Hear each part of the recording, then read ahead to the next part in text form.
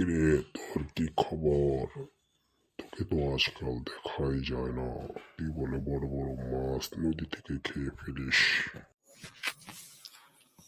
কই না তো, আমি তো এমন কিছু করিনি যেটা আমাকে বলতে পারবে তুমি।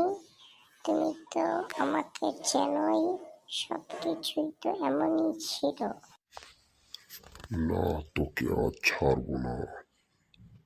তুই অনেক কথা বলেছিস। তোকে নিয়ে আজ আমি চলে যাব রাজার মহলে। না না হুজুর, এমন কাজ করবেন না। আমি তো মাছ খাইনি, আমাকে কেন অত্যাচার করছেন? হুজুর, আমি চলে যাচ্ছি, আপনি আমাকে কিছু করবেন না। আমি মাছগুলো তুলে নিইনি হুজুর, আমাকে ক্ষমা করে দিন। আমাকে আর বেয়াদবি মনে করবেন না। ঠিক আছে, এবার তোকে মাফ করে দিলাম।